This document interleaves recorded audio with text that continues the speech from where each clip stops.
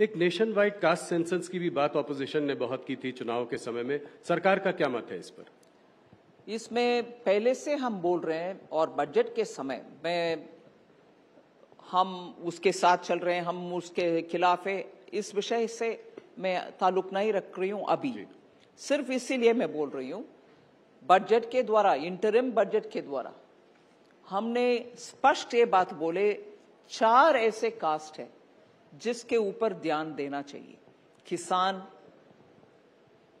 गरीब, महिला और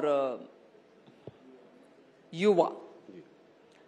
इन चारों को हम अगर प्रोत्साहन देंगे, इसमें हर जाति शामिल है। हर जाति को आगे बढ़ाने के लिए इस रास्ते पर चलने में हम उस नजरिया से डेवलपमेंट को प्रायोरिटी देंगे, ना कि division between one cast and another. इस रास्ते पर माननीय प्रधानमंत्री जी ने वोट ऑन अकाउंट बजट में ही हमने इसका स्पेसिफिकली मेंशन भी किया है। जी। I'll ask you a few questions on the economy since I have you captive today. The GDP growth in Q1 at 6.7%. My question is the economy slowing down? You know, it's easy to catch every month or every quarter's figure and say it's not 7, it's not 8. And then the reason for 6.7 had also come out. The chief economic advisor has also mentioned that because of elections, the capital expenditure which was announced, 11 lakh crores, slightly over it, didn't find much of an expenditure happening in the Q1 because every department was probably looking at post-election time. As a result, the large chunk of influence or impact which could have been had because of the public expenditure was muted. That's right. And therefore, to that extent, it shows in the Q1 numbers.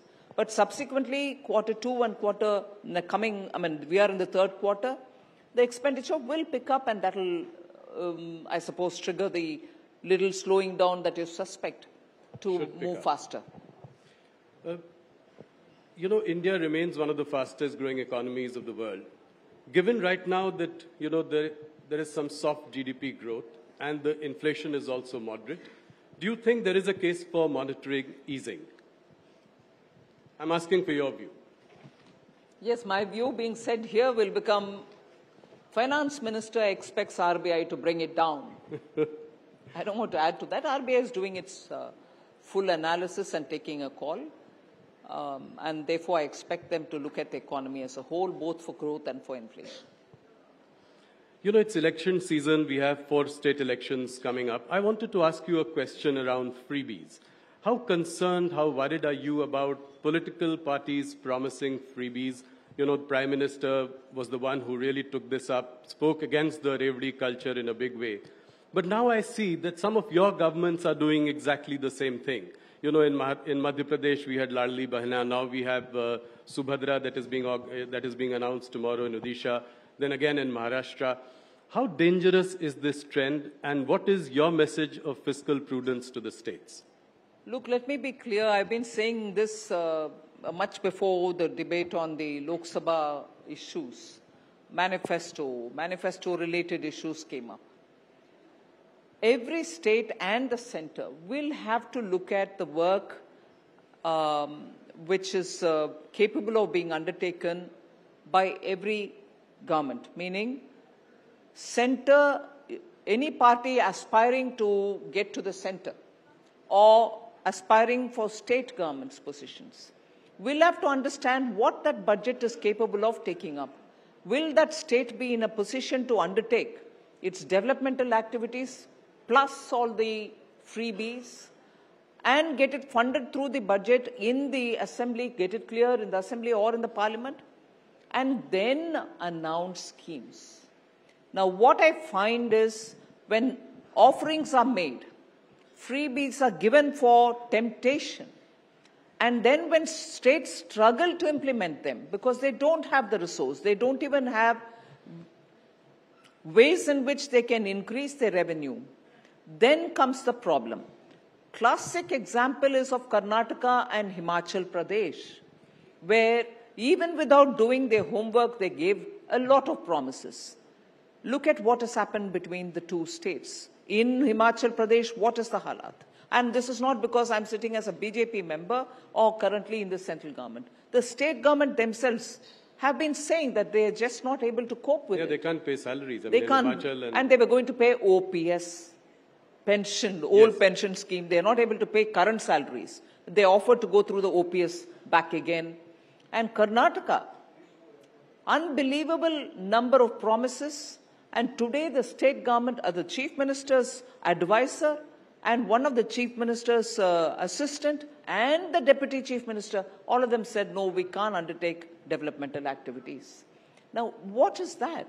Are we being responsible at all? Eventually, as a government, you're responsible to run the states, and every one of them, both Himachal Pradesh and Karnataka, are raising revenues. Whereas the Congress president would look at the Prime Minister and say, global prices, petroleum, crude prices are coming down. Will you not bring the petroleum prices down? In your state, you increased it only a few months ago, even 1 month ago. So, constantly blaming, and this is the another narrative setting business. They'll go on asking questions, whereas what they perform is contrary to it. But a narrative, Modi ji, aapne ye nahi kiya, wo nahi kiya, so everybody joins the bandwagon. Do your homework before you join the bandwagon. Ask them the questions. A state which was doing well, Karnataka, is now gone back. A state which used to be the haven of tourism, Himachal, is unable to pay its own staff. News 18 India Chaupal, एक ऐसा मंच जहां जब जब बात निकलेगी तो सिर्फ दूर तक नहीं बल्कि दुनिया के कोने कोने में जाएगी, क्योंकि इस बार बात होगी भारत के वैश्विक महाशक्ति बनने के लक्ष्य पर। सरकार, समाज, सेलिब्रिटी और स्पोर्ट्स स्टार्स के साथ न्यूज़ 18 इंडिया चौपाल देखिए सिर्फ न्यूज़ 18 इंडिया पर।